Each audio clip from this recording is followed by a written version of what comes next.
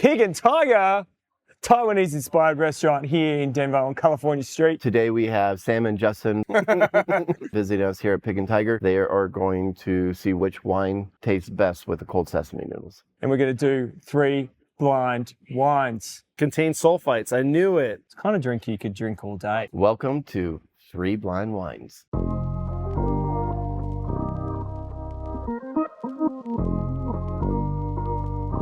Let's say yellow, golden in the glass, clean, vibrant on the nose. It's got this beautiful kind of white flower, I would say lemon lime characteristic, green apple, you know, no noticeable oak or anything like that. In Australia, we've got splice ice creams, and it's like lime icy pole on the outside with vanilla ice cream on the inside. It kind of tastes like that, really, or smells like that. I haven't tasted it yet. Oh, it's really, really gorgeous. Really refreshing squeeze of lemon juice on the wine that could go so nicely with a lot of those Asian spices.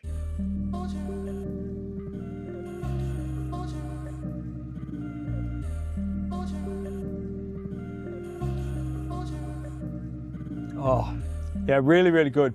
There's like a hint of salted honey, very ripe lemon, a little bit of lime zest. It's really, really tasty. Great acidity, silky kind of mouthfeel, but definitely that vein of acidity is really direct and fresh.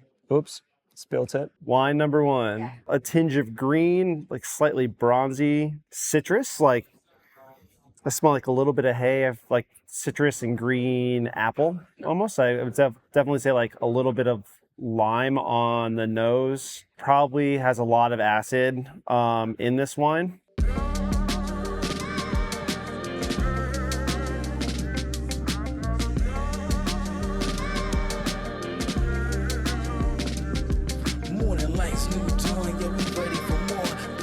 Nicely balanced, definitely has a lot of acid. Even just talking right now, I can just feel like the sides of my mouth pucker a little bit. There's a nice little bit of like salinity to it as well. It hits the back of your palate, which is really nice. So this would be like a really great wine to drink with something that's like a little bit fattier. Definitely say this is like a New World wine. I'm on that midday hustle and I'm hitting my stride. Clock ticking, never missing, no reason to hide. City passing while I'm moving and I'm taking it. Like golden apple, tart, almost lemon pithy on the back end. You have that minerality coming through, but it's definitely, you can tell that it's not from Germany with, it's like riper fruit, almost this, I don't even know how to explain it at the moment, but yeah, like golden apple, like a fresh, crisp golden apple that then you get the lemon and the acid in the back. I'm going to say this is Riesling. I'm going to say it's from Germany, possibly Mosel. I'm going to say it's a pretty lovely little wine. So it's got a little bit of age to it, maybe 21 or 22. I'm going to go Chenin Blanc, and it's going to be New World, so like Czech or something like that. Czech Republic. Bottle price, I would say, is going to be $18. Probably around about $45 at your local Mr. B's bottle shop. Second wine. Pretty clear for a red wine. I couldn't tell you what color it is. Maybe apple, maybe cherry, who knows. Off the smell alone, it smells like it would be like I don't know. Dark fruits, I get cherries for sure. I get like a little cherry cola on the smell. Probably gonna be a little bit lighter on the palate, or I hope so at least. This is super tasty. Has like a nice peppery note on your first sip, and kind of really just sits on the side of your palate, which is really nice. The acidity and tannins kind of stay. The tannins just like sit on the top of your palate, and you kind of get to taste the fruit itself through the whole way through, which is really nice. I would say like I would want to probably just drink this by itself and not really eat anything with it. Slightly a little bit kind of dusty in the glass, but it does have this beautiful kind of burgundy color, cherry-like. Feels a little dense in the glass, actually. So it is translucent, so it's a little thin-skinned variety. Thin-skinned variety. Can I please have a towel, please? I got a bit vigorous with my swirls. Thank you, thank you, thank you, thank you. This is Ashley, everyone. Sorry, fucking amateur over here. On the nose, you're getting a little spice characteristic. Definitely getting kind of a little riper cherry, you know, and red cherry at that. It's a little dirty. You know, we like a little dirtiness in the wines. There's a natural smell. I don't really know what the word is. let's call it a little kind of woke smell, which is really appealing. It kind of reminds me of kind of stewed rhubarb. It also makes me feel like I'm in the mountains when I smell it and I'm wearing other people's dreadlocks. On the palate, nice acidity, juicy, fresh, kind of cherry-like. It's really uplifted in the glass, but there's nothing too natural about it. So it drinks really, really nicely, but definitely the softness of the fruit is really there. Delicious. Some cherry notes. I would say more bright cherries, first of the season cherries, than where you would get more of that ripe or fresh or cooked. This is, I would say, almost a little slightly underripe. Minimally touched. There's not a lot of oak on it. It's probably older barrels. I mean, I would crush a whole bottle myself. It's Gamay. A Grenache. Could be Californian or it could be French, but I'm going to lay it on thinking say it's French. Somewhere in France, my guess is. Not Nouveau, but it is from a really reputable producer. And it could be from like a Regnier or a Morgon, but I'm going to say it's a Regnier, Beaujolais, 23. Get into you. It's really good. Bottle price for this red is going to be 23 because it's French, and you know they gotta be expensive. It's the kind of drink you could drink all day. Maybe even when you're sitting by the pool in your Speedos. That's kind of the wine I'm getting out of this thing. So, delish. Wine number 3, slightly darker, as you can see. All you folks out there in the information superhighway, can you see that? So a little bit more dense. So when it's a bit more dense like that, you can kind of say that it's got like a thicker skin, or it's been macerated for a little bit more longer time. When I say macerated, it means skin contact. The juice has been in contact with the skins. It's definitely denser, very dark, brooding color. You don't get this color much, and I am kind of comparing it against a brown background, but you don't really see much rosiness to it. Not really giving me much on the nose. I'd say it's like more dark plum, black plum.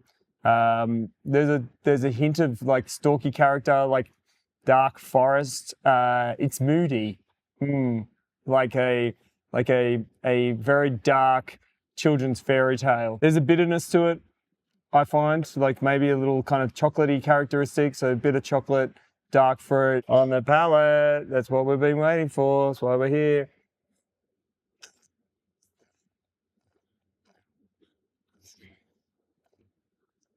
Okay, high acid, soft tannins. Could be a blend of something. Zin kind of Grenache kind of characteristic. Wow, but the fruit is so clean. It's definitely cleaner than me, you know? Slight grippy tannin, nothing too over the top. Blood plum characteristic. I would say I'm a little confused. Wine number 3. This one is definitely darker than the second one. You definitely get like a lot of like macerated fruits in this. Like kind of like I'm almost smelling like macerated raspberries. Like if they've been like lightly cooked, slightly muddled. There's a little funk on the back end, which is really nice. That one's really cool. The like funk that I was saying like was on the back end, you really can kind of taste it on that first sip, which is really nice. It's like probably medium bodied for sure. There's a little bit of tannin. I would say there's probably more tannin in the second one than there is in the first one. I would probably go as say that this is a Cabernet. Actually, no, I'm going to go Nero Diablo. This is probably not right at all, but it does give me like some like new, like newish Italian style wines on what I think of at least. Juicy, still bright, a little bit richer than the second wine. This is like a dark red cherry, almost maybe slightly stewed. Violet, a little bit of floralness, and the minerality from the granite comes through. Maybe a Zinfandel kind of blend, or maybe a Grenache blend. Maybe I'll stick with Grenache. Let's say Grenache. Might be a couple of other grape varieties in there. It's got high acid, soft tannin. It's pretty juby, like lolly-like confected kind of style. But there is a sour kind of picked earliness to the fruit, which is really charming. And I think that's a really, really stunning little wine. So all these wines have a little hint of sweetness, like a little zhuzh. You know, when you get highlights in your hair, you're just like, ooh, here I am today. I think all these wines across the board have that, but they're all very clean with really fresh acidity, good structure. So that's all you need. I'm going to say that this wine is Nero Diavola, Italy. And I'd say the price point of this is going to be $28. I've been given the bag, and we're going to unveil. I remember I said Riesling. What is it? What is it? What is it? What is it? What is it? Revolution. It is. Oh, it is a Riesling. Egon Muller is a Mosel producer, isn't he? It is, but But it's not. It's in Slovenia? yeah, Slovakia. Slovakia. So Chateau Bella, Slovakian little wine. Egon Muller's little collab with Miroslav Petrek, I think. Probably plays in goals for Chelsea. No, that's Peter Cech. Sorry. Or did play in goals for Chelsea. Like, really good Riesling, hey. I was lucky enough to drink this Riesling last summer. I was at Pig and Tiger, and so I should have guessed it, but I knew it tasted really delicious. That was fabulous. I love German Rieslings, and obviously it goes very well with all Asian food. But my family's from Slovakia, so this just hits all the notes. I think it's great. It drinks well. It's tasty. Sick. Contains sulfites. I knew it. Slovakia. What is this? Which Riesling? Should have known. That's why Sam was so happy about it. Sam's favorite style wine, Riesling, baby, especially early in the morning. I for sure was wrong. I did say it was New World for sure, but I definitely said it was Chenin Blanc. Wrong. I'm going to go 3 for 3 today. I feel good. Oh man, it's really acidic. It's definitely why Sam loved it so much. And now we're going for our second bag. Oh, no way. Grignolino from Piedmont.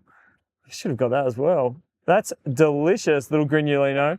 It's nice and light. Wow. Okay, so that's not me, but gorgeous little wine, 2024. Fabulous Mirando Silvio. Does a really nice job out of Piedmont. Grignolino is like a darling of a grape variety. I don't know how to read a bottle. Am I right? Grignolino is from Piedmont. Grigolino, no. The wizard. What grape varietal would that be? Grignolino. It's Oh. an indigenous grape too. It's very unique. Oh, cool. Is it like there's like a sister or brother of like this grape that I would be able to recognize, or is it just like Italy and I don't recognize anything? I mean, it's an indigenous grape to Piedmont. Juicy. Well, wrong, Yeah. but super tasty. This one would probably be good with like if you throw a little Coca-Cola into it. Are you drinking cherry cola or are you drinking wine? Wine number 2 is Grinolino from Piemonte.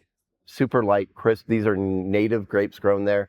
This producer, it's a 4 generations now they're producing this wine. From what I was reading, what we were told is this grape has a lot of seeds. So if you extract or press really hard, you're going to extract all those tannins. So they do a very gentle pressing and a very gentle fermentation process to give you that crisp color, that lighter color. This is definitely a food wine. I think it's great on our menu. It pairs well with everything from mapo tofu, cold sesame noodles, to even any of our meatier dishes like our LA beef roll. And it is... it is Gamay. Wow, that sucks. So Gamay 2023. So I guess Gamay for wine number 2 and got that wrong. But Gamay is wine number 3. Beautiful. From Morgon. What's the producer? I haven't drunk this one before. So do that pop yet. Yeah. From Morgan and Courcelette. Wow. That's stunning. Really stunning little wine. Love it. I said Nero d'Avola, and this is definitely not that. It's Beaujolais. Yeah, it's a Gamay. Ooh, Gamay. Wine number 3, Gamay from Beaujolais. Courcelette, so 2023. Minimally touched, call it more of a natural wine. We won't call it full natty in the idea that it's oxidized or any of that, but they're just very low intervention throughout the whole entire process from where they're grown to how it's fermented and then how it's bottled. Gamay is a great food wine as well, especially as we get closer to Thanksgiving. Every Thanksgiving meal should have a Gamay Beaujolais Nouveau or an older style like this. I like them. Our whole team likes them. Well, I guess I'll have to try to win next time because Sam beat me this time. For Justin and Sam, we did our cold sesame noodles.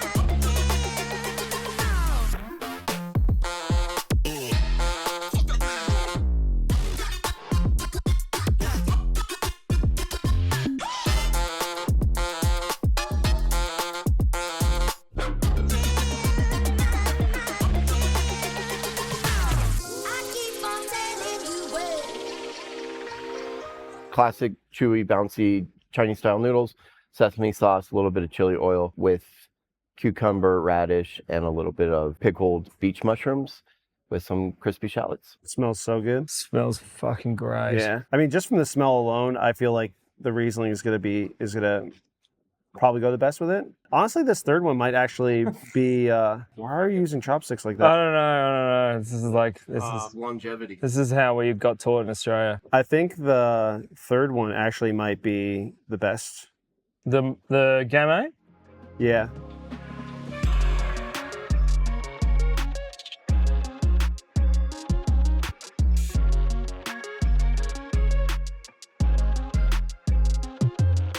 This is my best Marco Pierre White impression. You know what? This dish says a lot about your personality. It says that you like flavor. Anyway, This is really this fun is to taste. incredible.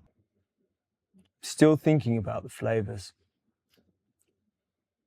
Yeah, the Riesling is banging with it. This is probably the best breakfast wine I've had in a long, long time. Ooh, wine number 2 could be pretty good because I think wine number 2 will start to bring out more of those those aromatic notes. What it really comes down to is like, what do you really drink wine for, right? Like, the Riesling's great because I think it cuts through all the fat and it cuts through like all the flavors. You start getting a little more of like the peppery notes or any like those small like sesames. I mean, I think like if you're really in it for the wine and not the food, I think like for sure the second one is a little bit better because you actually get to start tasting a little more of like the actual fruit itself. Wine number 2 brings out these aromatics, which is like probably classic Italian where it's high acid, definitely fruit. You need food with it. I don't know if you need food for the second one. I said that at the beginning. I think that the second one you can just drink by itself and I'd be really happy with it. I weirdly am going to say the third I like the best. I haven't had a crack at that one yet. It gives me like a little bit of like cherry cola vibes. You love cherry cola, don't you?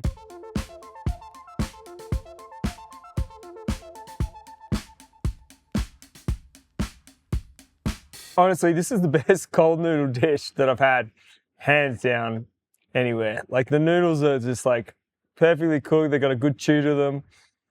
That watermelon radish gives it a little bit of pepperiness, like a little bit of spice, but also a hint of sweetness and aromatic. Like cucumber, you know what I mean? It hits on every level for sure. It could always be better, and we're always tweaking our recipe, but I've been making this cold sesame noodle dish in one variation or another since 2013, and it's just come a long way since then. Come check us out. We're new, we're 1 month in, excited to be open in Denver, Colorado. I'm going to go number 3. I think that's my favorite pairing with it. Because I'm an absolute Riesling slut, Yeah, I'm going to say the Riesling.